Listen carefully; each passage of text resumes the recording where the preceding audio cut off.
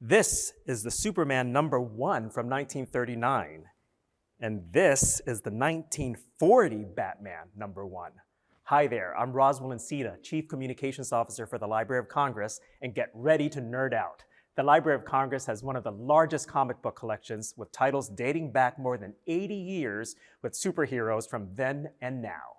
So it is our honor to welcome 5 extraordinary talents of the comic book industry. Legendary publisher and Chief Creative Officer of DC Comics, Jim Lee, illustrator Bernard Chang, writers Sarah Kewen and Min Lei, and former National Ambassador for Young People's Literature, Gene Luen Yang. We all have one thing in common. We started drawing superheroes and comics when we were kids.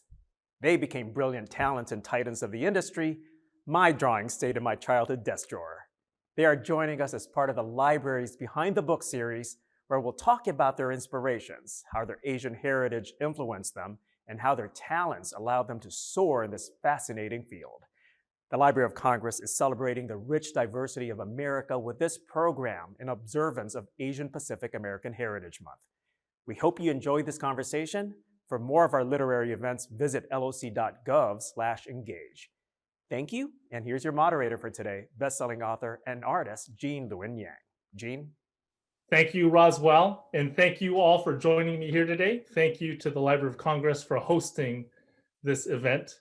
I am so excited to be here with you all today because I get to introduce you all to Jim Lee. Jim Lee is a world-renowned comic book artist, writer, editor, and publisher. He is currently the Chief Creative Officer of DC Comics. He is also the publisher of the company.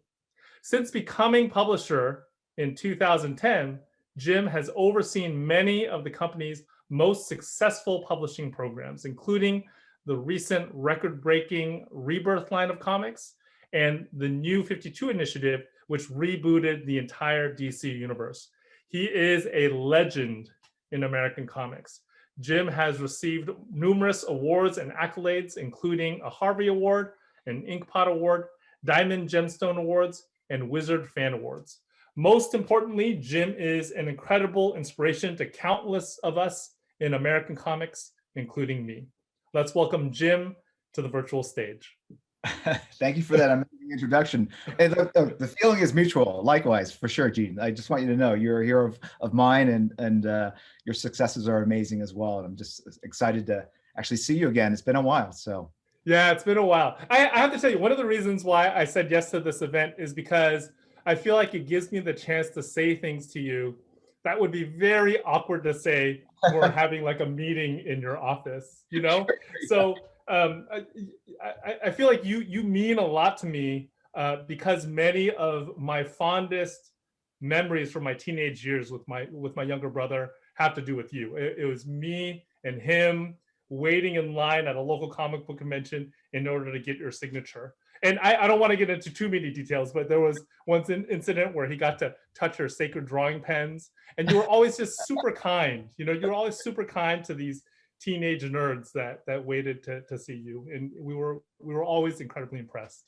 Well, look, I'll tell you this because I see myself in those young fans, and I think certainly when I got into the business, when I was drawing comics and stories, I was very much trying to tap into like the stuff that excited me as a younger reader, and trying to deliver that same sense of excitement and bringing that world, the mythology to life for other fans, and sort of creating the next generation. And it's been a really awesome ride. I mean, it's moved so quickly at this point. I think 33, 34 years at this point. Yeah, it's been awesome. That's amazing. Well, I would like to dig in a little bit deeper. Sure. I'd like to start from your beginning. You know, every superhero has an origin story. So I would love to hear the Jim Lee origin story. Here's just the basics of what I know. You were born in South Korea, but you grew up in St. Louis, Missouri. What was your childhood like, and how exactly did you make your way into the American comic book community? Yeah, I would say, my childhood seemed fairly normal to me. I had two loving parents, a younger sister, was born in South Korea, came to the United States when I was like 4.5, 5 years old. I didn't speak any English. Neither did my mother. My father was a resident. He was a doctor that was basically brought in because there was a shortage of physicians in the United States. And I think I gravitated towards escapism because the culture shock. I can only imagine like what that must have been like at that age, not understanding anything and seeing everything really differently. And but the one connection I did have when I was in Korea, there was a character called Hangu Bakchi. It was like this Korean skeleton with a cape. I remember that, and watching these Max Fleischer Superman cartoons, and being able to see Superman again in another country, I guess felt very familiar to me. But I just naturally gravitated towards comics because there wasn't a lot of nerd content in general. There was no Netflix, there was nothing, right? So you just had to wait for something to show up and catch that wave, so to speak. And comics were ubiquitous at the time. They were on every street corner, newspaper vendor. When I got my hair cut, and I think it was just like looking at the pictures that they were my form of entertainment.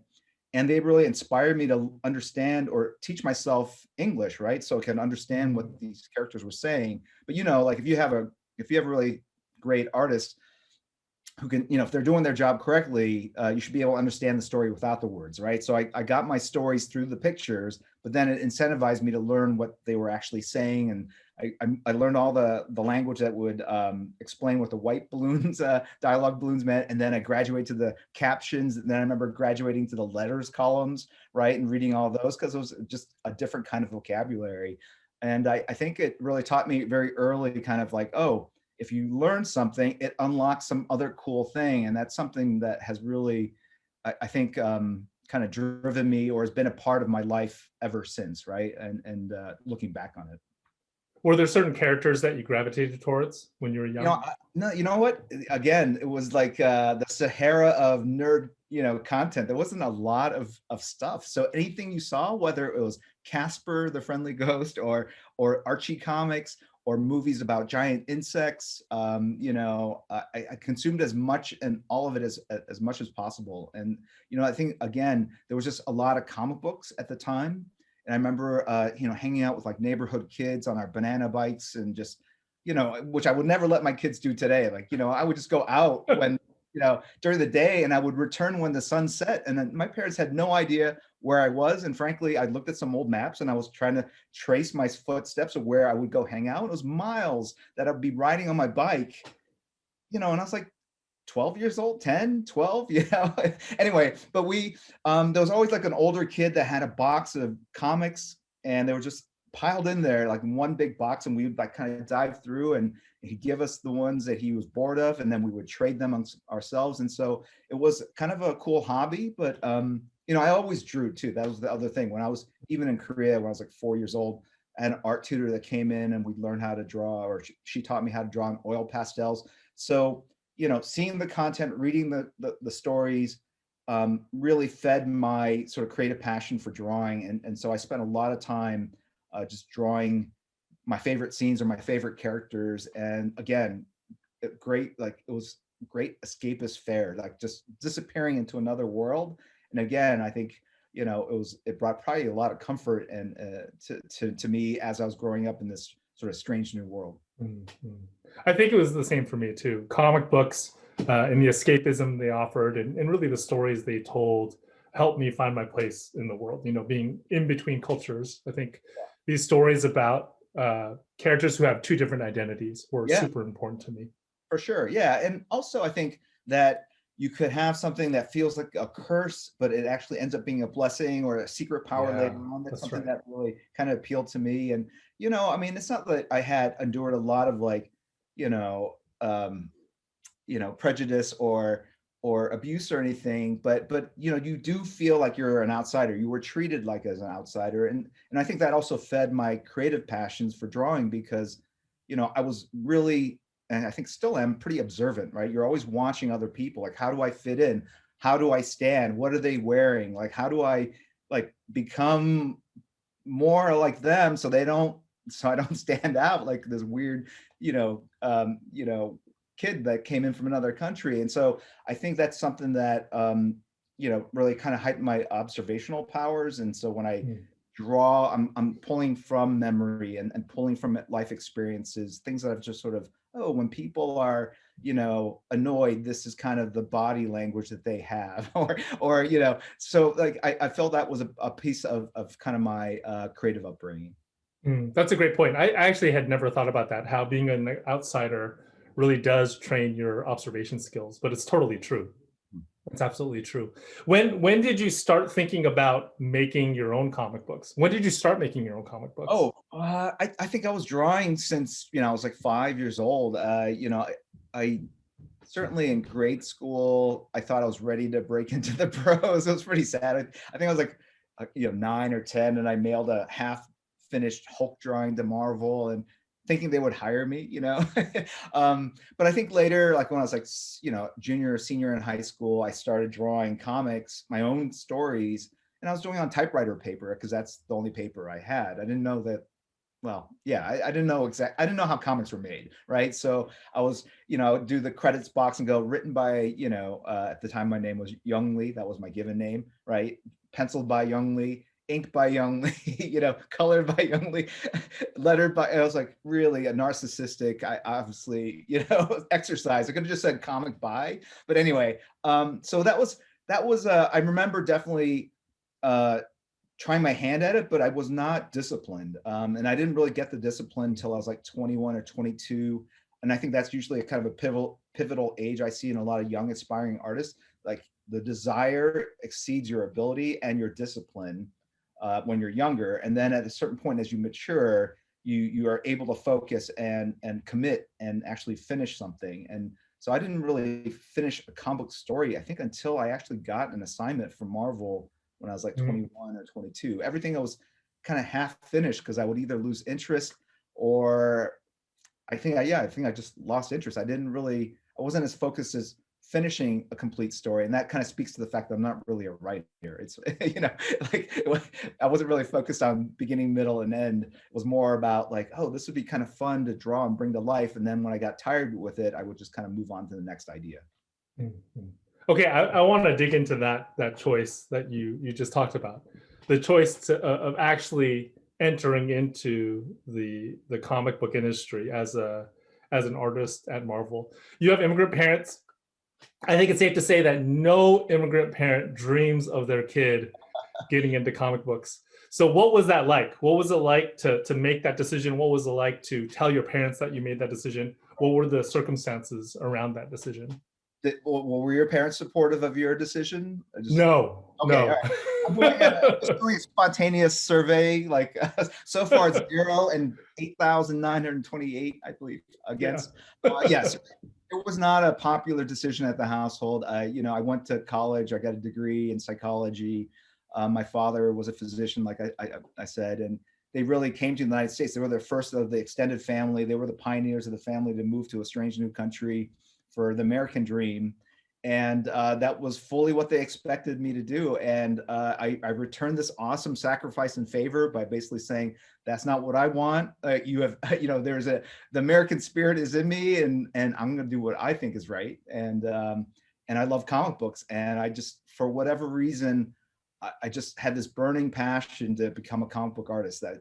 And obviously I love the characters and the stories, and that was a big piece of it. But I think also, I think there was some, desire, some individualism that was sort of coming out that hey, this is what I want to do, and it's not necessarily what you want me to do. And I think that was like the only time we had a really major rift. But after they saw like how intent I was on this dream, the number of hours I was putting into drawing every single day after I graduated college and moved back into my childhood bedroom, set up a drawing table. I would like roll out of bed, right onto the chair, start drawing. I would draw like 10, 12 hours a day, every single day, till my knuckles were sore and I had to put them under hot water. I pinched a nerve. My father got me a brace. So they saw that I was really driven. This is what I wanted to do. But once I got the work, they were actually my biggest champions. I mean,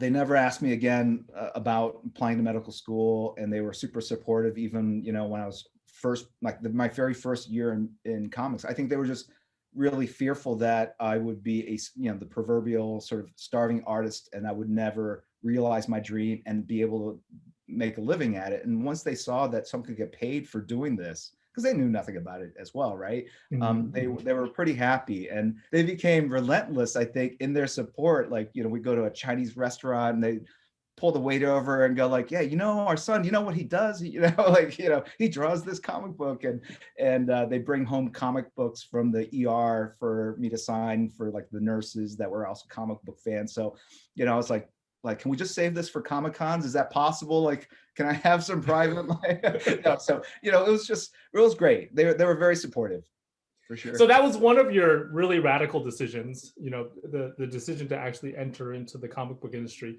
But once you got in, I felt like you did not follow the standard career path. I think the standard career path for an artist is to work at one of the big two companies, either Marvel or DC, right? And really try to attach your name to a character and do a couple of epic runs on that character. Right. But you did that. You did an epic run on Punisher and an epic run on X-Men. I have all of those comics at home somewhere in a long box.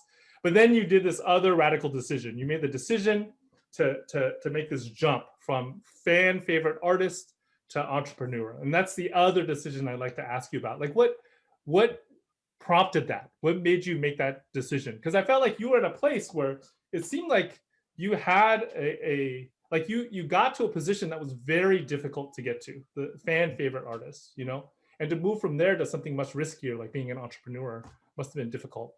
Yeah, I think the same impulsive behavior or impulsive instinct that made me kind of give up. All right, I've got this degree. I took my MCATs. I took like organic chemistry. I had all my recommendations for medical school, and I remember thinking like, wow, if I get on this escalator, 4 years from now, I will be out of medical school. Another 4 years, I'll have done my internship and residency.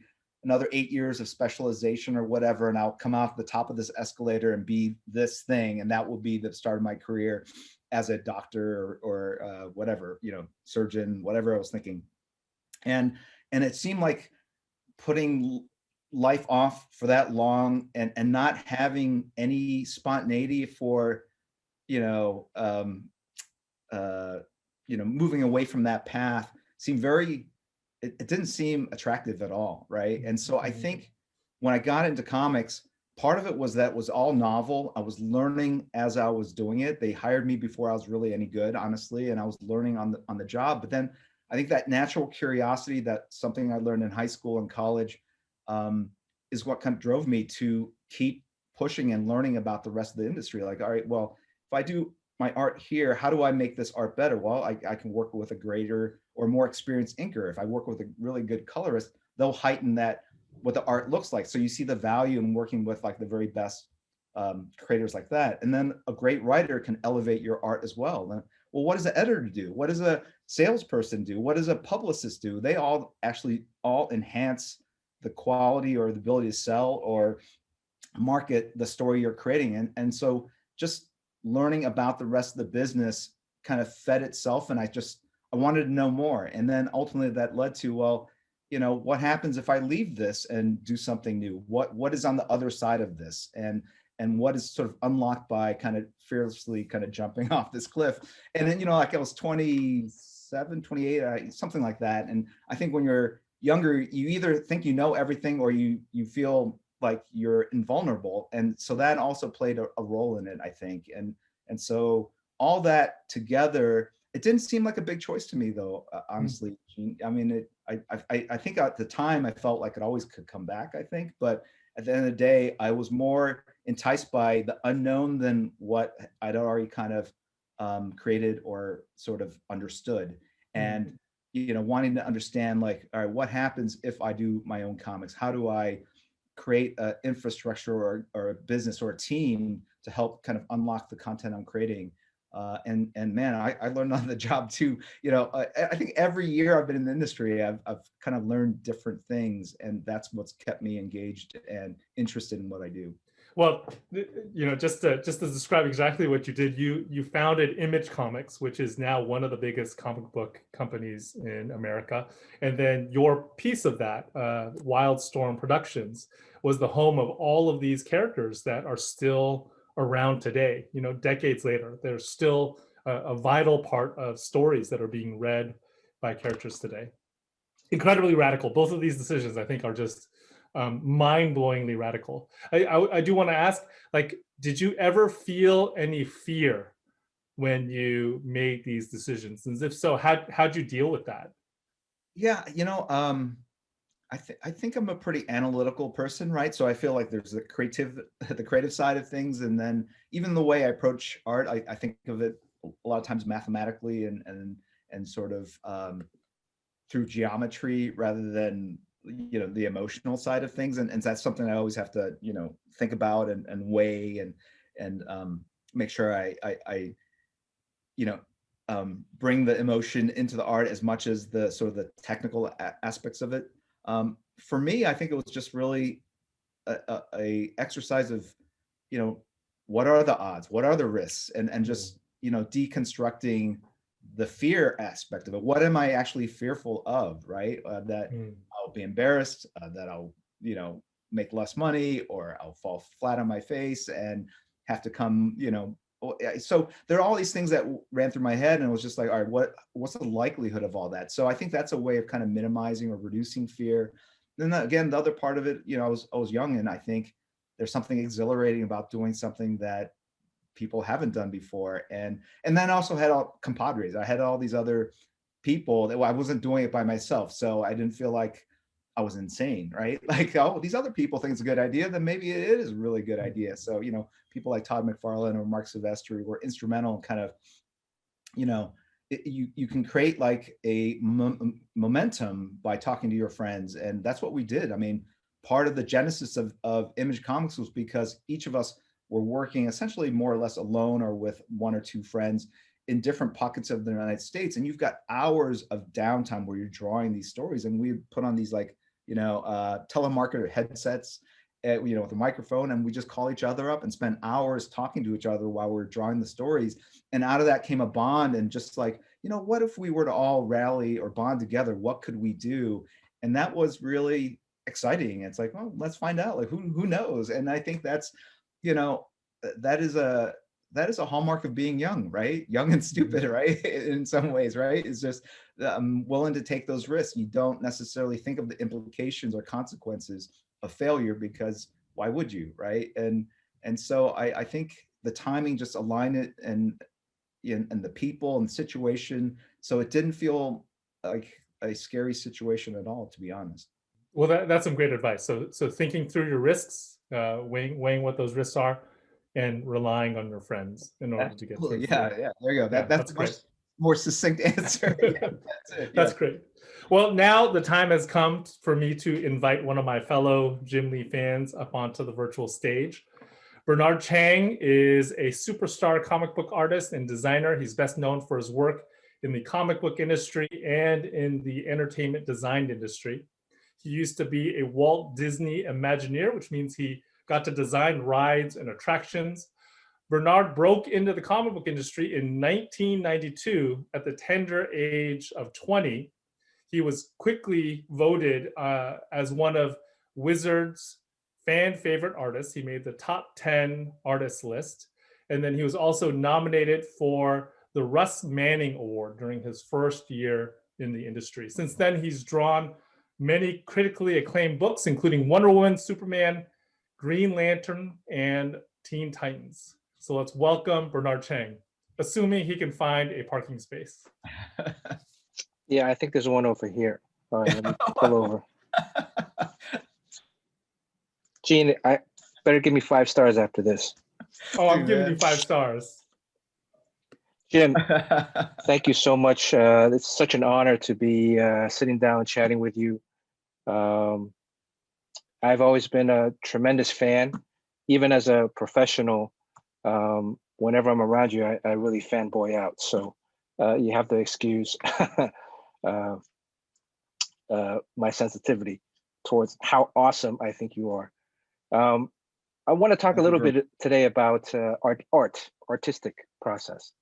And, I know you went through Princeton. You were almost going to head towards a career as in the medical profession. But then all of a sudden, you took a turn to dive into the comic book field. Like, as a young artist, were there any, can you talk about some of the struggles you might have had, or maybe some uh, doubts or issues that you were fighting, or was it just smooth coasting all the way? No, the thing I remember most about the early years, Bernard, is just this overriding need to draw. Like I was drawing like every single day, um, every holiday. I like cleaning the house. One time I found like an old voucher, or it was like a summation of all the work I did in one year at Marvel. It was like 240 pages of pencils and like 80 pages of inks that I vouchered for, Wow. and I'm like, wow, that's a lot. That's a lot. I mean, so I think it was it was such a big dream of mine, and I'd worked so hard to like break in a weird way. Like I maybe I felt like if I stop, it will go away, it will disappear like some weird dream. And so I think I was like really obsessed with the need to draw, and I guess maybe entertain or impress the audience with the work I was creating. um and there wasn't the internet obviously back then, so there was a feedback loop, right? You go to conventions and you meet the fans, and that'd be like months after, and there's only a couple of conventions, or lot fewer conventions, so there was only these few regular moments where you can interact with your audience. And so in a weird way, I think I always had them in my mind as I was creating this content, these stories. And it was just, seeing the reaction and the feedback from the fans kind of grow with every new project. It just kept reinforcing itself. And so the excitement I saw in the fans fueled my desire to create, more work and work on bigger characters. And again, I was telling Gene, like learning about the craft, learning about the business was something that, again, really sort of inspired and drove me. So it wasn't always just about finishing pages. It was in finishing pages in service of a storyline, or finishing pages in service of working with another creative that I've always wanted to work with, right? And then just meeting new people within the industry, whether they worked as an executive, a staffer, or other artists, and learning from them. Like I used to bug other artists all the time at every Comic-Con, like, what tools do you use? Like how do you compose your pages? Like everything was like this incredible learning experience that was on 24/7. And that's kind of what I remember from the very sort of the first phase of my career, I guess. So it really drove me for many, many years. Where do you, uh, is there something that, that when you were a kid that helped build that particular sense of discipline, or observation, or just curiosity? I Is there? think curiosity is a big thing. I certainly in high school and college, it was always about, okay, you need to learn the content, but what will serve you better in life is understanding how to communicate, how to do your research and put thoughts together. But ultimately, curiosity is something that is probably the most valuable thing you can sort of instill in yourself, because with curiosity, you'll become a self-propelling machine in a way. Like that's how you will learn, that's how you will improve and get better. And I think even from my earliest memories, like learning English unlocked all this stuff. And so to me, like if I can draw well, that will unlock a career, and I will unlock working with this person or working on this character. And if I so it kind of fed itself. But I think I've just always been curious and kind of obsessive in a way. I was really into like Dungeons and Dragons as a Mm. kid too, and I would make my own adventures and maps, and then lists of NPCs and their backstories. And I found this stuff in a box in my garage. I'm like, what was wrong with me? Like, my parents probably looked at me like, what is he doing? Why is he doing this? You know, and But it was just, I think it was, I just love these worlds, and whether you create them with numbers or pictures, it's just something that brought me a lot of creative satisfaction. And so that was really a big part of it. You also mentioned about digging into boxes, and for this thing, I went and dug into my Oh long yeah. boxes, and Yeah. this book here, Alpha Flight number 51. Yes. when I was collecting comics as a teenager in Miami, I'd get like comics mailed to me, subscription through Marvel, but then I also go to the comic book store about once a month to pick up any specials. And I remember flipping through this book when I got it in the mail, taking out the brown bag that it was in, and just looking at the artwork instantly drew me in. And I knew that there was something different. It was different. This was your first Marvel book, right? That's right. And I remember after flipping through the book, looking back in the front and seeing this guy, Jim Lee. And I was like, Back then there was no internet. So there was no way to like really know who you were and connect the face with the work. Was there something like when this book first came out, what was going on in your head and in your life at that time? Yeah, I think I was just happy to get my first assignment, and I thought I was going to get a new universe title. That was what Marvel was publishing at the time, and I was like, I'll take DP7, whatever, Star Brand. I just wanted to get my foot in the door, and the fact that I got Alpha Flight, they're mutants. I mean, they're Canadian mutants, whatever, but they're still mutants, and they tied into X-Men, which was my favorite book growing up, right? And so I was just really I counted myself very fortunate that I was working on characters that were meaningful to me. So even when I worked on that first issue, they had introduced a whole new team of Alpha Flight members, and they weren't recognizable to me. But I was still happy to work on a prestigious title like that. And like I said, I was learning on the job. I in my head, I'm sure I was thinking like, oh, this will really impress the fans. I'm going to give them all this detail and action and put my heart into every single line or every single drawing panel. And but looking back on it, obviously I was learning on the job, and what I had in my head wasn't necessarily what I could bring to life through the actual work itself, but the desire and the imagery was there. I just couldn't get it from here to the page just yet. Well, thank you. No problem. All right, well, it's time to invite another Jim Lee fan up onto the virtual stage. Min Lei is the author of the graphic novel Green Lantern Legacy, which came out from DC Comics last year. He also writes picture books. He wrote Drawn Together, which was illustrated by Dan Santat, and it was the winner of the 2019 Asian Pacific American Award for Literature. He did Lift as well with Dan Santat. In addition to writing books, Min has written for a number of national publications, including the New York Times, the Huffington Post, and NPR. Welcome, Min. Hi, thank you so much for having me. Hey, man. Hey, how's it going? Yeah. I love that we're just kind of taking turns coming up and fanning out and then trying to embarrass you. So I guess it's my turn because I was thinking about this, and Gene mentioned your X-Men run earlier. And I have to confess that I spent so much time when I was in school trying to replicate your Wolverine instead of paying attention in class. And that was my education in junior high, just trying to recreate some of the stuff that you've been putting out. So it's really such an honor to get to chat with you like this. Awesome. Thank you very much. I had the same experience. I was drawing all the time, grade school, high school.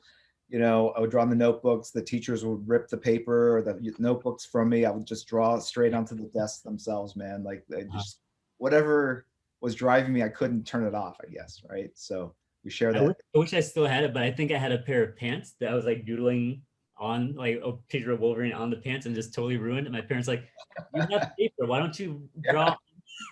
You're hardcore, man. I never thought about drawing on clothing. It had to be a flat, hard surface. Well, maybe that's why my skills kind of petered out. Right. But I wanted to talk to you a little bit about like your role as a creator. Because one of the things I was interested in is that in your career, you've tackled like so many iconic characters. And so when you're working on that, how do you incorporate an individual's like rich history while also bringing something new and fresh to a character?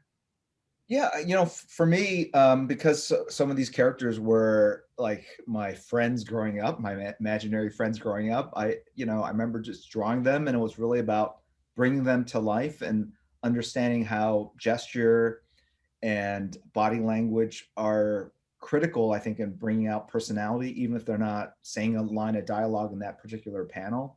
I tried not to have people just kind of all stand in the same position, straight up and down. Really try to bring their personality to life through the art. And there's like a panel in like X-Men 94, I think, or early on. But anyway, it's like the X-Men, they're all in the foyer of the X Mansion, and Professor X has brought them all there. And I think Wolverine is sitting there on the table, and he's got one claw out, and he's playing tic-tac-toe. He's like dug the claw into the table, you know, and I'm like, oh my gosh, he's trashing this fine piece of antique furniture. And he didn't have, if he was saying something, it had nothing to do with what he was doing. And to me, like, I don't know if that was in the script or not, but I think that's like, to me, like a classic example of how little things like that bring out the personality. And I just remember really responding to that. And so again, you know, you file that away as a reader and go like, when I draw these characters or any characters, I want to be able to kind of bring those moments to life in that same way. And I think that's how I approach these iconic characters as, you know, what is the humanity inside them? What's the personality inside these characters? And how do I bring it to life through the visuals, even if the dialogue is slightly different? Yeah, no, that's a great response. And I was kind of curious, on a related to that, but on a larger scale. Like one of the big differences between DC Comics and like a more traditional publisher is that you're not just putting out books, but you're overseeing like a universe, right? So I mean, what are the challenges for you as a caretaker of something like a universe in that way? Yeah, that's a great question. I think there's a balancing act that we need to do. Like, we are overseers, right? So there's that heavy responsibility, like the mantle, the weight of responsibility that you're curating or sort of, you know, safeguarding these characters that have been around for 80 plus years at this point, right? They're beloved. They are fixtures of pop culture. They are iconic all over the world. And but at the same time, we recognize that over the years, we've had to change them and update their mythology to keep them fresh and contemporary, right? So we can't just let them sit idle. They can't be frozen in amber. We have to intervene and kind of bring them into the present. How do we do that? What do we update? How do we update? And I think that's the balance we have to find. And so I think that is our primary challenge. Yeah, and speaking of like that kind of like sense of refreshing and updating, New 52 is like one of like the the most radical things to happen to the DC universe and one of the biggest shifts in DC's history. Can you talk a little bit about like how that came about and what that was like?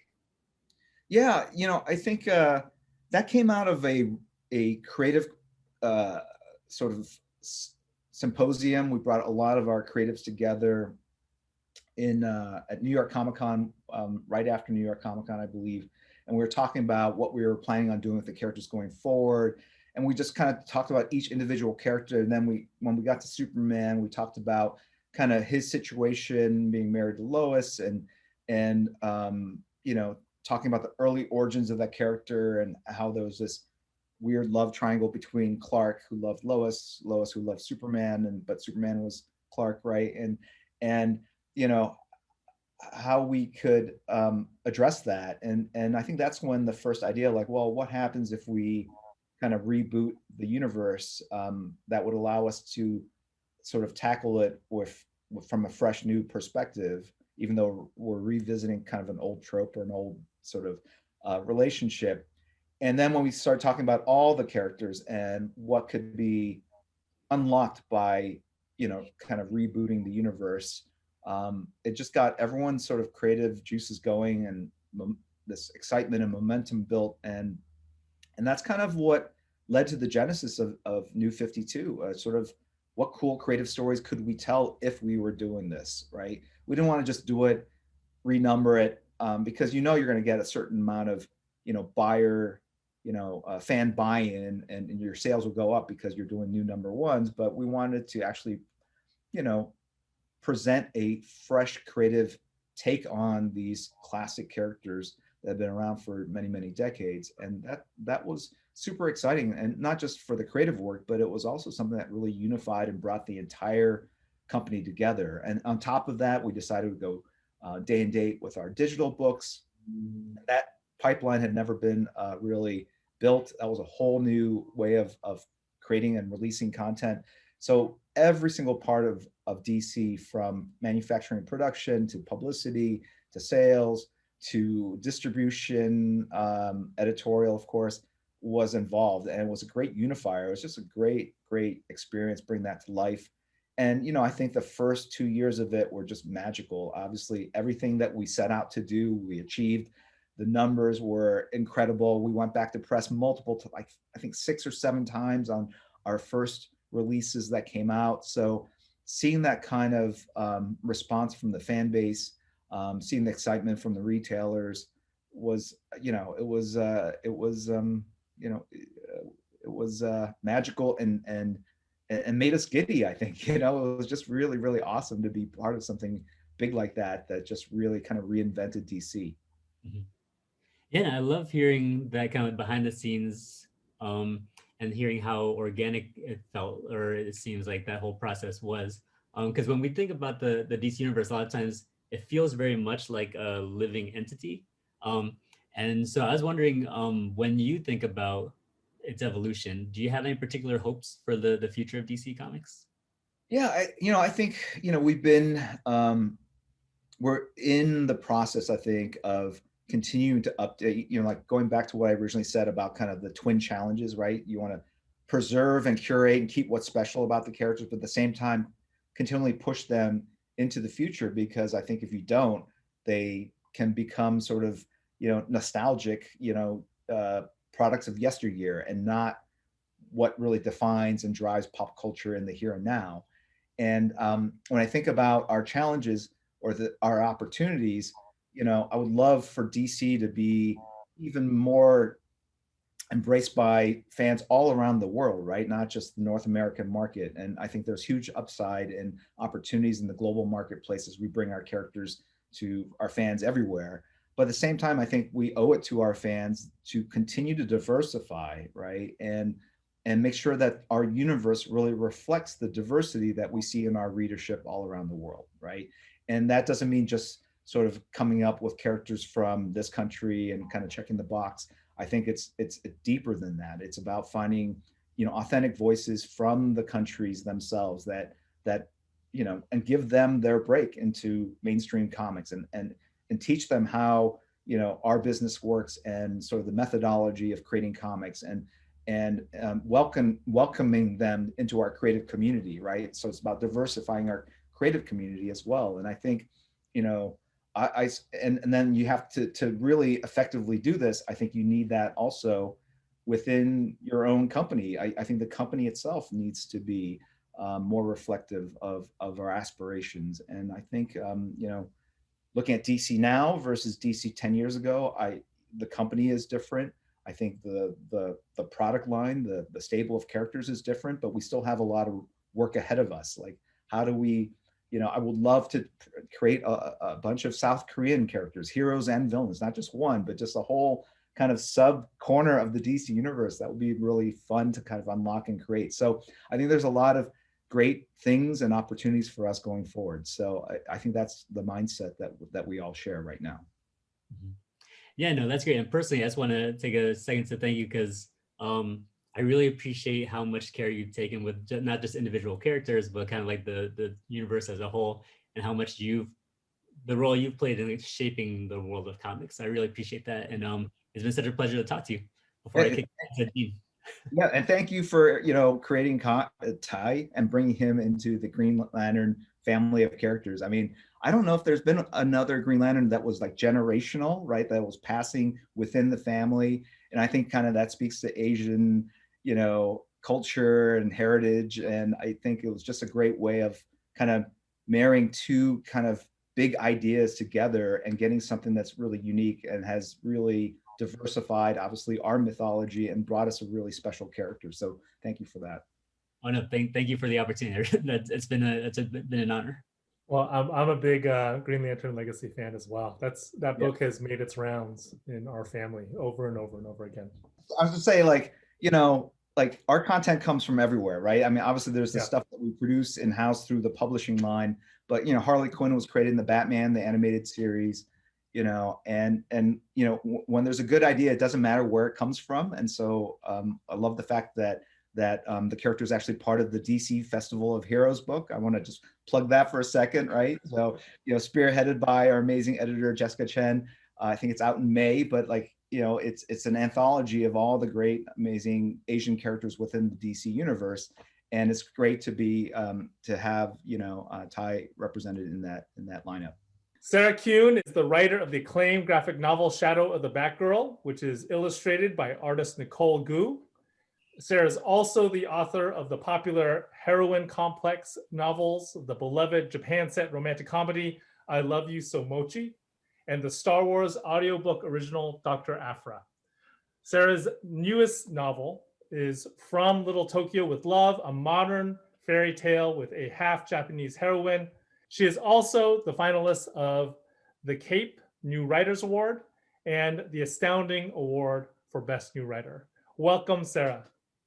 Thank you so much. It's so exciting to be here. I'm so honored to get to talk to Jim Lee and with all of you. I mean, I've just been sitting here the entire time and really taking this in as like a fan. And then it was like, oh, right, I have to do something. So I will do something now and ask some questions. And, Jim, I just wanted to say that like Min, I have really loved being part of the Young Readers line. It's been so much fun. It's been such an honor. And I feel like through that, I've been able to write stories that I think resonate, especially with young Asian American girls, which is really, really important to me. So I wanted to ask you, that's kind of what the line has meant to me. I was wondering if you could talk a little bit about what having that line at DC has meant to you. Yeah, I think one of the things, comics started out as really a medium for very young children. It was disposable, right? Entertainment. And then it got a little progressively older as the fans stayed with it and then became creators themselves. And we've done a great job of kind of servicing that audience and that marketplace. But in a way, we've kind of abandoned like the younger end of things, right? Like the younger readers. And we've tried, sometimes we'll take comics and we'll use simpler vocabulary, simpler art styles, and then it wouldn't return the results that we expected. Like the audience didn't gravitate towards that. And then at the same time, we were seeing tremendous success in the YA space. Like, if you measure just the business metrics, the fastest growing piece of it in the book market was the books for young adults and middle readers. And obviously, the success of like Raina Telgemeier and it's like, whoa, like that's where the kids are. And so we came up with the strategy of tapping into people like yourself and people that had success in this marketplace. Maybe we should tailor make something for that audience. Like we shouldn't necessarily lean on our creatives and just simplify the language and the art. Like maybe there's a different way of doing it. And out of that idea came that was the genesis for our middle readers line and our YA line, really driven by, Michelle Wells, Bobby Chase at the time, Marie Javins, Jim Chadwick, Sarah Miller. I'm sure I'm missing some other people. And they brought together this really eclectic and interesting lineup of creatives that hadn't, you're an exception, I think, but a lot of them had never written, in the comic book space before. And really, and we gave them the creative freedom. This is the biggest part, to really reinvent these characters, right? They're not like, your Batgirl is, it's Cassandra Cain, but it's a different origin. You've introduced new characters. You really made it for the audience that would want to read it, right? And I think that's really exciting, and it's something that was long overdue. And so now we have a way of reaching readers 6 to 11, 13 plus, whatever, however categorize the two groups. And that's something we were missing before. And also the really important, female readership, because that is the bigger piece of it all. And our content can be very, male centric in its focus. And so I think in many ways it helps supplement what we were doing kind of in the traditional direct market space. And you were saying, like a lot of the creators on this line were kind of updating characters. I really liked what you said to Min about how kind of evolving, both the DCU, but also other pockets of this space. Like there is a need to sort of update, to diversify, to make these characters resonate for a modern audience. But I'm just wondering for you, being such a legend in this business, having created and worked on so many like amazing iconic characters, what was it like for you when you started kind of seeing new versions of these characters? Was it exciting? Were you like, oh, that's not how I remember it? Or like, what was that experience like, just seeing like these new designs and new takes on these characters come in? Right. I think I'll tell you, at first when the art came in particularly, and it looked more like traditional art, but maybe a little softer in terms of the application of the line work. I remember Dan DiDio and I were like, no, you know what, this feels too much like what we're doing. We actually wanted the line to look different, and I think that's where Nicole came in, and the spot color, like the limited palette of it all, and the expressiveness of her line and the way she brought Cassandra to life. I think that's what it needed. It should be its own thing. It shouldn't necessarily look like a different version of what we do over here. It should be its own vibrant, creatively driven, kind of line of books. And so I was excited for that. And I think, reimagining these characters for a younger audience, Cassandra Cain has it's a pretty tough origin story. And you took elements of that and then added other elements to make it a little softer, I think, more inviting to younger readers. Jackie's a fantastic introduction to the mythology. So I think there's a lot of great stuff there that works, and we should be open to that, because when you think about the evolution of even the most iconic characters like Batman or Superman, there were a lot of twists and turns and different versions of the character. Even the the Superman radio shows had a different take on, his origin. For some random reason, I was just listening to him again, like, whoa, that's not the way I remember his origin story being and stuff. And I think that's kind of how these characters are created. It's talent sourced, but curated by the editors. So when you introduce something really cool, to me, like, we should take those cool elements and weave it into what we're doing in the sort of the comic book continuity over here. And I think that's how it should work. I think, what Min's has done with Ty is, well, is there a way to incorporate this somehow? And look, if we can bring a character back from life, we can figure out ways to incorporate this and make it make sense. So that's the way I look at it. And everything should be an inspiration and help drive the line, especially if it's a great idea. Yeah, no, that's all really cool to hear, because I do think, superheroes are kind of our modern mythologies, right? So those stories change depending on who's telling it or whose point of view it is, and I think that's just so interesting. Yeah. And I love that you say, you might want to find ways to incorporate some of these new characters into different parts of the DCU. That's something else I was going to ask about, because obviously you have characters who debuted in the line, like Min's Vietnamese American Green Lantern, or you mentioned Jackie, who is, a character Nicole and I created, who we thought was kind of the classic Asian American auntie. I really wanted Cassandra to have an older woman who was an Asian American role model, because that's something that certainly helped me in my career.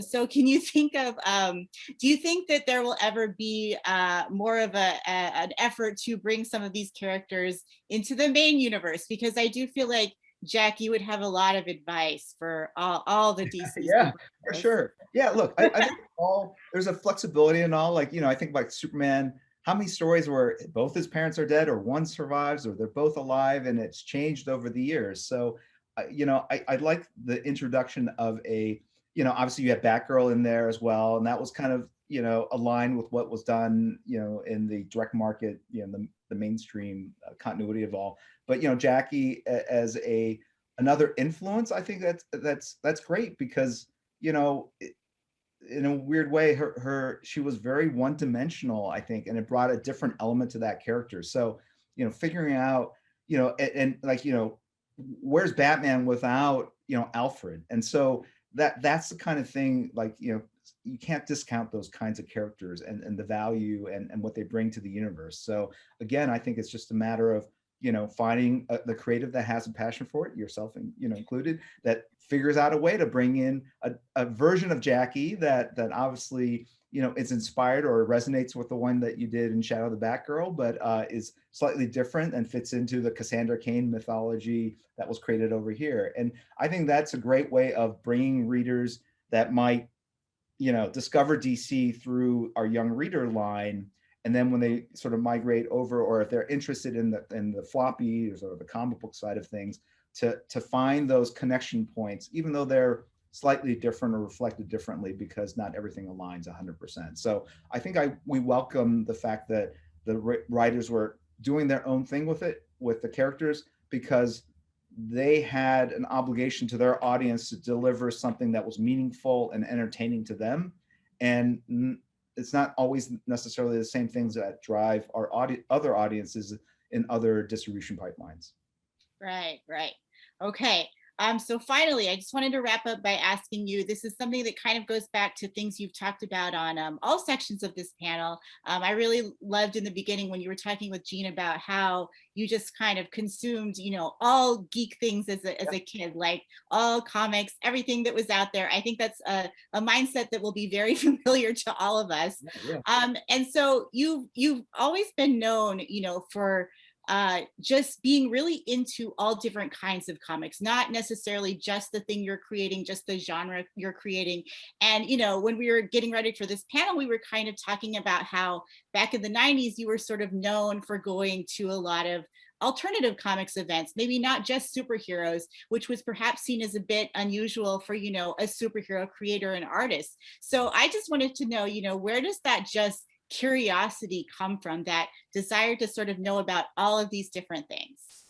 I think it's just, because I see myself, I think in anyone that's obsessed with something to the point where they have to do it and they congregate together, even if the content itself is very different from what I would do. I think I went to Ape, and I've been to the Anime LA is what it's called. It was the big convention in LA. And then there was one in like Lancaster. I went to a bunch of different shows, and the anime stuff was driven really by my three daughters that were really into manga. They were into Tokyo Pop, and they were into that so intently. I was like, all right, I can connect with them through the love of what they're reading, but the material is so different. And I loved manga, the Tomo Akira and the Shiro Masamune, Appleseed. There were big influences to me. So, but I think I just love the fact that when people find their calling, it's unavoidable. They're almost like they can't help themselves, and I'm kind of attracted to that kind of behavior. And I think I just you want to experience that. I think, to me, the whole zine culture, it's not something that wasn't around when I was a kid, but if I knew of it, I know for sure I would have drawn comics, stapled them, and tried to sell them online, through whatever marketplace existed at the time. And so it just interests me to see all the different expressions of fandom and how powerful that can be. And to the point where I was in cosplay to Anime Expo, I think, with my kids. That was like they would read the manga and then they would create the costumes and then go to the conventions, and I dressed up as like Asuma, I think, from Naruto or something. I don't know. It was the old guy with like the cigarette. So I did that, and it just gives you insight to the diversity of fandom, because sometimes we get trapped in our own little snow globes of, and you can't see beyond it. And I think it's vital to understand that storytelling is so powerful and meaningful to people, and it's not limited to just the content that you love. And in many ways, there are bigger, arenas of storytelling that exist, or bigger groups of fandom. And in a weird way, I was just attracted and interested in learning more about these other very kind of obsessed fans that I could connect to in their fandom, but I didn't necessarily love the same material. So that was kind of the driver of it. Very cool. Well, I think that definitely shows in what you have done with the DCU as a whole and all of these different kind of pockets of it.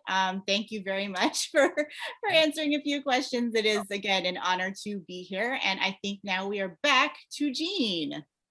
Thank you, Sarah. Yeah, don't go anywhere though, Sarah. I'd like to invite Bernard and Min back onto the virtual stage. And we're gonna end by just talking like Asians, because we're here not just to celebrate Jim, but also to celebrate Asian Pacific American Heritage Month. A question for all of us. Asian Americans are kind of having a moment right now. It's not necessarily for the best of reasons, right? The hashtag Stop Asian Hate is trending all over the place in both our social media and our news. And many Americans, not just Asian Americans, but all Americans, are finally becoming aware of Asian American issues. What sort of responsibility do you think this moment puts on our shoulders as Asian American storytellers? And I'll jump in a little bit. And I think it's interesting during times like this as a creator, like you try to think about like what role we can play.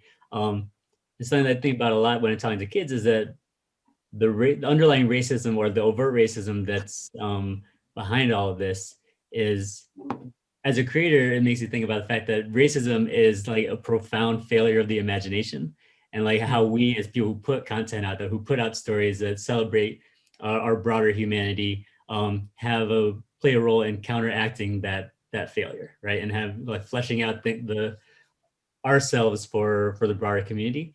So that's something that I hope as people who write stories and celebrate the power of stories, I hope that's something that we can do, and that is playing at least some role in counteracting all this. I would say that, when I think about this, I still think of my responsibility to Asian American audiences. I don't necessarily think of it as a responsibility to a broader audience. I think of it really as a responsibility to my readers, many of whom are, young Asian American people. And in that sense, I think it's a similar thing. I want to have stories out there, both for me as a creator and by, people that I think, all of you people that I think of as my colleagues, that really show and celebrate all different kinds of experiences, that show that we can really be anything, that we can do anything. Because, I think like with something like Batgirl, like my version of Cassandra, part of her struggle is that she feels like she is not worthy of that mantle. She is not worthy of being a superhero. She is not worthy kind of being a main character. And I have certainly talked a lot about how in my real life, I did not think I was a main character for a very long time because I just never saw that. I never saw Asian Americans centered in the kinds of stories I enjoyed, or a lot of times as creators, as a kid, I think, Jim Lee was one of the few Asian American creators that I was like, wow, that's someone doing that who is like me.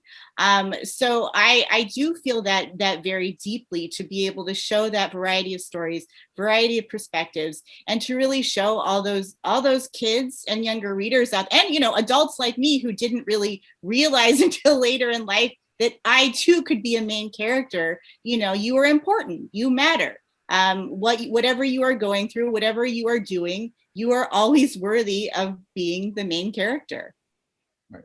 If I can just build on that, those great thoughts. And, to me, I think for me, it wasn't just seeing myself, but I think we need to represent these characters in a great way. I growing up, in the 70s and 80s, I was embarrassed, I think, by a lot of, like, if I saw an Asian character on TV, it was never presented in a positive light, or Charlie Chan was actually portrayed by a Caucasian actor, or, even Bruce Lee, who's super cool now, it was something that was of great embarrassment to me. And because, kids would tease me about it. And, it's just, and it's heartbreaking to think of kids that are ashamed about their culture, or who they are, how they look, or how they fit into the wider culture of it all. So I think as storytellers, we want to, present kick-ass representations of these kick-ass, Asian characters. And I think that's vital. And I think the other thing is really,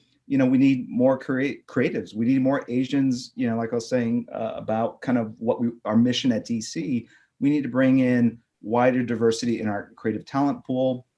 And I think that's a big part of it. And then more broadly speaking, I just think we need more Asian leaders in general. We need, in politics, in Hollywood, obviously, in all the facets that kind of control, if you really think about it, our culture and our destiny. And, and I feel more galvanized about this than ever before. I'll just share a personal story. The other day, I've been helping my parents downsize from a 2-story house to a 1-story. That my dad's like 87, my mom's 83, 84. And one of the houses that we looked at had a driveway, and the driveway just kind of blended into the driveway of the next door family.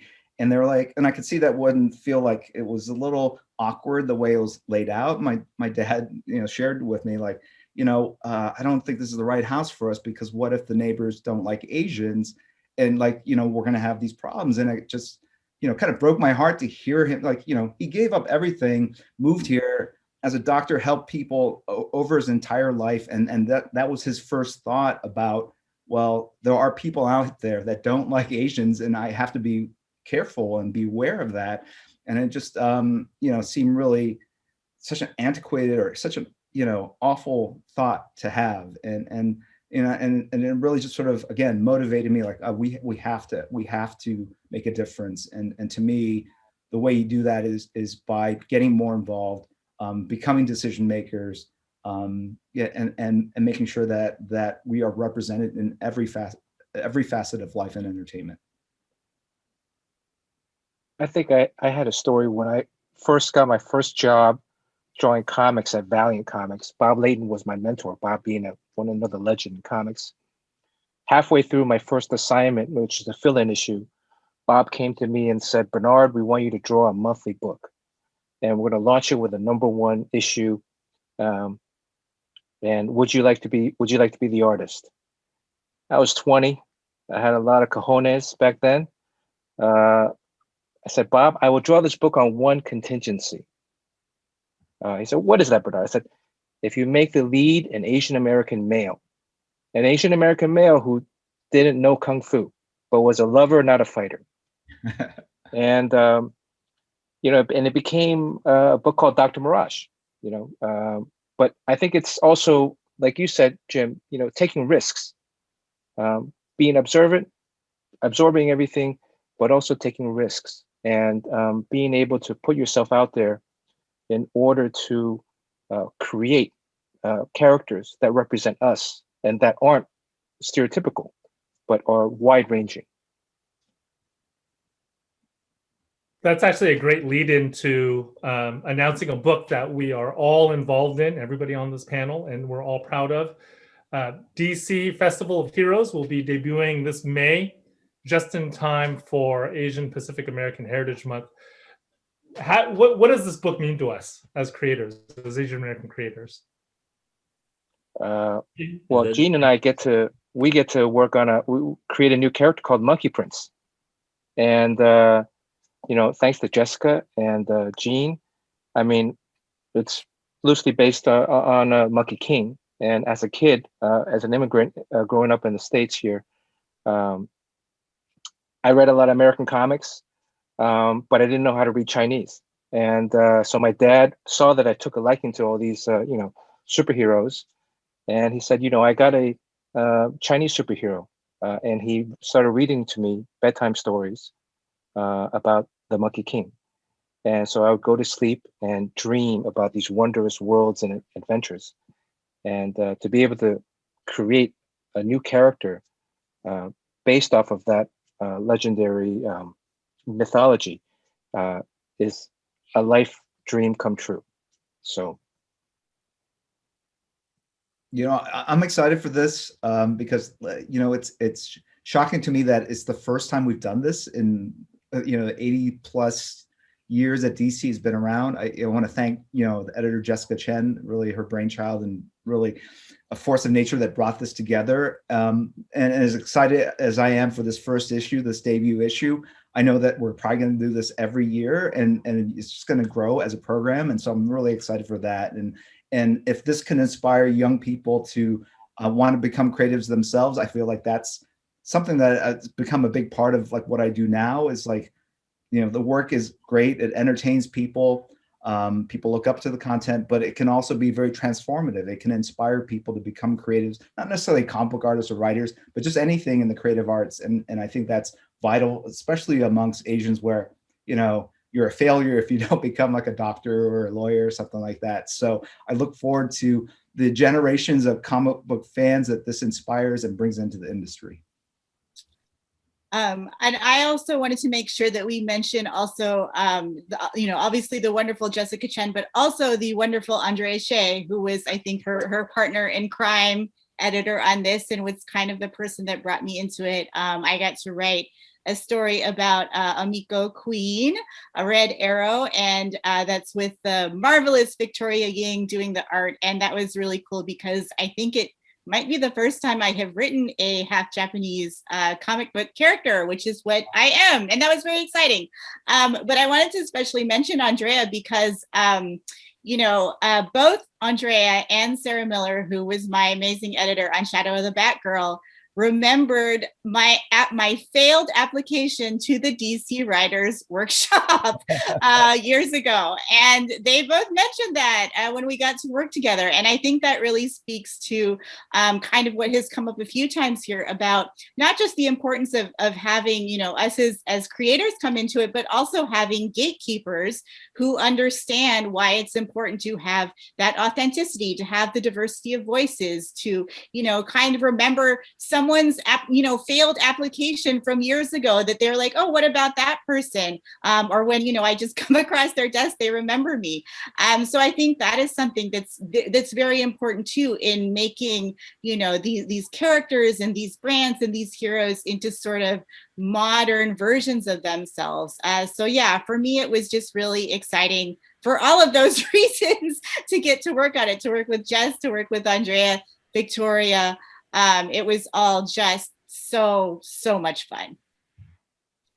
Yeah, for me, it's great to revisit and introduce Ty and his grandmother again and get to do a short story with Trung Le Nguyen, who's such an amazing Vietnamese artist. And just the idea that there are enough Asian American superheroes to have an anthology is kind of mind-blowing to me, that there's this whole constellation of superheroes out there now that didn't necessarily exist to this extent when we were kids. Like Jim, you mentioned what this is going to mean to a new generation of creators. I feel like there's readers now are starting at so much further ahead than we were when we were kids, that it makes me excited to think about, like you said, where they're going to take the storytelling in this next generation. So it just makes me excited to think about the readers and the seeds that it's planting in the next generation of books that are to come. Absolutely. I thank you, Sarah. I'm so excited. Oh, sorry. Go ahead. No, go ahead. No, I was just thanking Sarah for reminding me the other sort of partner in crime that Jessica had. Yeah, so that's right. I was going to say, I'm so excited about this book, not just as a creator, but also as a fan. Like Bernard said, the Monkey King, the Monkey Prince story that we're doing, which is based on the legend of the Monkey King, is a bucket list item for me. I think many of us who grew up with Monkey King stories have always wanted to marry him with Western superhero traditions. And this is our way of doing it in the DC universe. And Sarah mentioned how, how you never saw yourself as a main character in any of the stories that you grew up in. And Min talked about how racism really is this failure of imagination. I think this book covers both of those things, right? This is a book full of imagination with characters who are like us as main characters. That's something that would have blown my mind when I was a 10-year-old, for sure. Well, I think that about wraps up our time. I want to thank Jim. I want to thank all of you, but especially Jim. I think just I have to say, I think being a teenager and seeing you progress through your career, seeing the comics that you created, they provided endless amounts of inspiration for me. I really genuinely think that your example changed the course of my life. It gave me a different way of talking about comics with my parents, with my immigrant parents. So I want to thank you for that. And I want to thank Sarah and Min and Bernard for joining me here, and also to the Library of Congress for hosting this amazing event. Thank you, Gene. Yeah, thank you, Gene. Look, and thank you guys. Like, really, this has been an incredible experience, and I look forward to seeing you guys and thanking you all in person, hopefully very soon. Thanks, everyone. Thank This was you. such a Thank great you.